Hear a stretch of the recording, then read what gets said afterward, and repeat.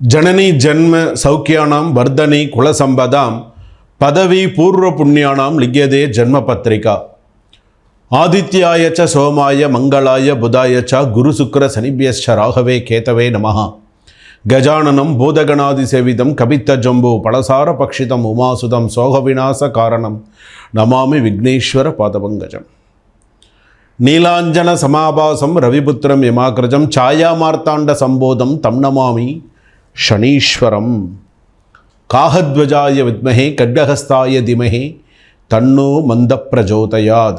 சிம்மராசி நேயர்களே, உங்களுக்கான சனி வக்ர கதியோடைய பாதிப்புகளில் எந்த அளவுக்கு இருக்குது அப்படிங்கிறத பார்க்க போகிறோம். சனி வக்ர நிகழ்வானது சிம்ம லக்னத்திற்கும் ராசிக்கும் வேறுபாடான பலன்களை தரக்கூடியதாக இருக்கும். இப்போ சிம்ம லக்னம் என்றால் அஷ்டமஸ்தானத்திலே வக்ர நிகழ்வு, சிம்ம ராசி என்றால் பொருள் இழப்பு, ஏமாற்றம், மன அழுத்தம் தரக்கூடியதாக இருக்கும். பல ஏமாற்றங்களை சந்திக்கக்கூடிய சூழ்நிலைகள் இருக்கும். ஏற்கனவே பல பிரச்சனைகளில் சந்தித்து இன்றைக்கி சில பேருக்கு என்ன தெரியுமா மனசில் ஓடிட்டுருக்கோம், நடுத்தருக்கு வராது தான் பாக்கி, மற்ற எல்லா கஷ்டத்தையுமே என் வாழ்க்கையில் நான் அனுபவிச்சிட்டேன், நம்பி இருந்தவன் என்னை மோசம் பண்ணிட்டான். நிறையா விஷயங்கள் நம்ம இந்த மாதிரி சிம்மராசிக்காரர்களை நிறையா கேட்குறோம். அந்த மாதிரிலாம் நிறைய விஷயங்கள் நடந்துட்டு தான் இருக்குது. என்ன ஒரு இடத்துலையும் நமக்கு ஒரு சில நிலையான பேர் இல்லாமல் சில பிரச்சனைகள், சில விஷயங்கள் இதெல்லாம் போயிட்டு தான் இருக்குது, இல்லைன்னு சொல்லலை. ஆனாலும் இதெல்லாம் பார்த்திங்கன்னா பொருள் இழப்பு, ஏமாற்றங்கள்லாம் கூட வரணும், இருக்கணும் அப்படின்னு இருக்குது. இந்த 138 நாட்கள் சவாலான நாட்கள் தான். கண்டிப்பாக கவனமாக தான் இருக்கணும். அதுலேயும் பார்த்திங்கன்னா ஏற்கனவே உடல் ஆரோக்கியத்தில் ரொம்ப கவனம் செலுத்தக்கூடிய காலகட்டமாக இருக்கணும். சில பேருக்கு பார்த்திங்கன்னா ஆப்ரேஷன், உடல்நிலை பாதிப்பு, கிட்னி ஃபெயிலியர், அதே போல் பார்த்திங்கன்னா இருதய சம்பந்தமான, சுவாசம் சம்பந்தமான பிரச்சனைகள், சைனஸ் ப்ராப்ளம், ஸோ இந்த மாதிரியான சில விஷயங்கள்லாம் இருக்கும். லேடிஸ்க்கெலாம் பார்த்திங்கன்னா தைராய்டு ப்ராப்ளம், அதே போல் பார்த்திங்கன்னா சரும நோய், தோல் சம்பந்தப்பட்ட பிரச்சனைகள், இதெல்லாம் வரத்துக்கான வாய்ப்புகள் நிறையா இருக்குது. கவனமாக இருக்கணும். நெருக்கடி தரக்கூடிய காலகட்டமாக இருக்கும், கவனமாக இருக்கணும். பொருளாதார வகையிலே விஷயத்தில் கவனம் தேவை. கடன் சார்ந்த விஷயங்களில் ரொம்ப அகலக்கால் வைக்காமல் நிதானித்து போகிறது நல்லது. எதுலேயுமே கொஞ்சம் அகலக்கால் வைக்காமல் இருக்கிறது நல்லது. கணவன் மனைவிக்குள் சிறு சிறு வாக்குவாதங்கள், சண்டை சச்சரவுகள் மறையும். உங்களுக்குள்ளே நீங்கள் ஈகோ இல்லாமல், பிரச்சனைகள் இல்லாமல் எந்த ஒரு விஷயத்தையும் பேசி தீர்த்துண்டா நல்லது. இல்லைன்னா பிரச்சனைகள் வரும், கவனமாக இருங்க. அதே போல் அடுத்ததாக பார்த்திங்கன்னா விட்டு கொடுத்து செல்வது நல்லது. என்றைக்குமே விட்டு கொடுப்பவன் கெட்டு போனதில்லை. ஸோ கவனமாக இருங்க. சிலருக்கு இடமாற்றங்கள் தரக்கூடியதாக இருக்கும். சில பேர் இடமாற்றங்கள் வரலாம். சில பேருக்கு பார்த்திங்கன்னா உத்தியோகம் சம்பந்தமான சில மாற்றங்கள் வரதுக்கான வாய்ப்புகள்லாம் இருக்கும். வெகு தூரம் செல்லக்கூடிய பயணங்களில் கவனமாக போங்க, கவனமாக வாங்க. தேவையில்லாத விஷயங்களில் தலையிடுவது வேண்டாம். தேவையில்லாத மனபயம், மன அழுத்தங்கள் தரக்கூடிய விஷயங்கள்லாம் கவனமாக இருங்க. பேச்சுவார்த்தைகளில் கவனத்துடன் செயல்படுவது நல்லது. விளையாட்டாக பேச போய் அது வில்லங்கத்தில் போய் முடியக்கூடிய சூழ்நிலைகள்லாம் வரும். நம்ம அதெல்லாம் நிறையா பார்த்துருக்கோம்.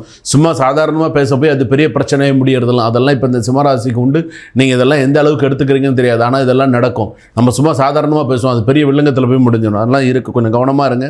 அதே போல் அந்த மாதிரியான சூழ்நிலைகள் ஏற்படும். தொழில் சார்ந்த விஷயங்களில் தன்னிச்சையாக முடிவெடுக்காமல் கேட்டு சில விஷயங்களை பார்த்து செயல்படுவது நல்லது. அலைச்சலுடன் கூடிய ஆதாயம் தரக்கூடிய நாளாக இதாக அமையும். ஸோ ரொம்ப கவனமாக இருக்கும். புத்திரர்கள் மனவேதனைகள், புத்திரர் சம்பந்தமான மனவேதனைகள் உண்டு. குழந்தைகளால் சில மனவேதனைகள், குழந்தைகள் படிக்கலை, இல்லை வேறு ஏதாவது ஒரு சில சமாச்சாரங்கள், மனவேதனைகள் அதிகமாக இருக்கக்கூடிய சூழ்நிலைகள் வரும். மன அழுத்தங்கள் அதிகமாக இருக்கும். சிம்மராசி ஏற்கனவே நிறையா இருக்குது, இன்னும் அதிகமாக வந்தால் என்ன பண்ணுவாங்க சொல்லுங்கள்? அந்த லெவல் இருந்துட்டு இருக்குது. பிள்ளைகளிடம் கூட பார்த்திங்கன்னா கொஞ்சம் ரொம்ப கோபமாக பேசாமல் நிதானமாக பேசுகிறது நல்லது. சிலர் பார்த்திங்க அப்படின்னு சொன்னால் பூர்வீகமான இடத்தை விட்டு வேறு இடம் மாறுவதற்கான சூழ்நிலைகள் ஏற்படும். சில பேருக்கு திருமணத்திற்காக காத்திருப்பவர்களுக்கு இக்காலகட்டம் ஓரளவுக்கு சில நன்மைகள் வரக்கூடியதாக இருக்கும். புத்திரபாக்கியம் இல்லாதவர்களுக்கு புத்திரபாக்கியம் கூடி வரும். ஒரு நல்ல ஒரு காலகட்டமாக இருக்கும். குடும்ப உறவுகளிலிருந்து விலகி செல்லக்கூடிய சூழல்கள் சில பேருக்கு விலகும். குடும்ப உறவுகள்லாம் இருக்காங்களே, சில பேர் விலகி போகக்கூடிய சூழ்நிலைகள்லாம் சில பேருக்கு இருக்கும். உத்தியோகத்தில் இடமாற்றம் தரக்கூடிய சூழ்நிலைகள் இருக்கும். தனியார் உத்தியோகமாக இருந்தாலும் சரி, அது பார்த்திங்கன்னா அரசாங்க உத்தியோகமாக இருந்தாலும் சரி, இந்த இடமாற்றங்கள்ங்கிறது வரக்கூடிய சூழ்நிலைகள் உண்டு. அதே போல் அடுத்ததாக ஷேர் மார்க்கெட்லலாம் ரொம்ப நிதானித்து செயல்பட வேண்டும். மாணவிகள் கவனமாக படிக்க வேண்டும். கடை முதலியான விஷயங்கள் நார்மலான சில லாபங்கள் இருக்குமே தவிர அதிகமான சில சூழ்நிலைகள் இருக்காது. சொத்து விவகாரமான விஷயங்கள் கொஞ்சம் பிரச்சனைகள் இருக்கும், கவனமாக இருங்க. அடுத்ததாக சிலருக்கு தடைப்பட்ட காரியங்கள் எல்லாம் சில பேருக்கு பார்த்திங்கன்னா தடை இல்லாமல் முடியும். இந்த சிம்மராசின்னா மக நட்சத்திரம் சிம்மராசி, புற நட்சத்திரம் சிம்மராசி, உத்திர நட்சத்திரம் 1ஆம் பாதம் சிம்மராசி. ஸோ சிம்மராசி அப்படின்னு சொல்லும்போது இந்த மாதிரி எல்லாம் இருக்கக்கூடிய காலகட்டங்கள் உண்டு. இப்போ இந்த சிம்மராசி அப்படின்னு சொல்லும்போது அடுத்ததாக இந்த சிம்மராசிக்கு அப்படின்னா நம்ம என்ன சில விஷயங்கள் நம்ம சொல்கிறோம் அப்படின்னு சொன்னால் ஸ்லோகம் சொல்லித்தரோம். என்ன ஸ்லோகம் சொன்னால் உங்களுக்கு நன்னா இருக்கும். ஓம் ஹ்ரீம் ஐம் சவ், ஓம் ஹ்ரீம் ஐம் சவ், ஓம் ஹ்ரீம் ஐம் சவ். இந்த ஸ்லோகத்தை சொல்லிட்டு வாங்க. கண்டிப்பாக நிறைய நல்ல மாற்றங்கள், நல்ல விஷயங்கள் எல்லாம் கண்டிப்பாக வரும். ஒன்று. ரெண்டாவதாக நீங்கள் செய்ய வேண்டிய பரிகாரம் என்ன பண்ணினா உங்களுக்கு ஜாதகத்தில் சிறப்பான சூழ்நிலைகள் இருக்கும் அப்படின்றதையும் நான் சொல்கிறேன். நீங்கள் ஆஞ்சநேயர் வழிபாடு நிறையா பண்ணுங்கள். பக்த ஆஞ்சநேயர்னு பேர். பக்த ஆஞ்சநேயர் போய் ஆஞ்சநேயருக்கு பார்த்தீங்கன்னா நெய் தீபம் ஏற்றுங்க. துளசி மாலை சாத்தி நெய் தீபம் ஏற்றுங்க. அது சிறப்பாக இருக்கும். ஆஞ்சநேயருக்கு செய்யும் போதே சனி பகவானுக்கும் சேர்த்து செய்யுங்க. சனி பகவானுக்கு ஒரு வஸ்திரம் சாத்தி விளக்கு தீபம் ஏற்றி அர்ச்சனை பண்ணுங்கள். தீபம் ஏற்றி வன்னி இலைகளால் அர்ச்சனை பண்ணுங்க சுவாமிக்கு. தயிர் அபிஷேகம் பண்ணுங்க, ரொம்ப விசேஷமானது. இதெல்லாம் நீங்கள் செஞ்சுட்டு வந்தீங்க அப்படின்னு சொன்னால் உங்கள் ராசிப்படி பிரச்சனைகள் இல்லாமல் இருக்கும். இது எந்த சனி பகவான் கோவிலாக இருந்தாலும் சரி, எந்த ஆஞ்சநேயர் கோவிலாக இருந்தாலும் சரி. ஆனால் சனிக்கிழமையில் போகிறது விசேஷம். சனிக்கிழமையில் போயிட்டு வாங்க. சனிக்கிழமையில் போயிட்டு வர்றது நிறைய நல்ல விஷயங்களை செய்யக்கூடியதாக இருக்கும். என்றைக்குமே ஒரு விஷயம் ஞாபகம் வச்சுக்கோங்க. போட்டி, பொறாமைகள், பிரச்சனைகள் சிம்மராசி பொறுத்தளவுக்கு அதிகமாக தான் இருக்கும்.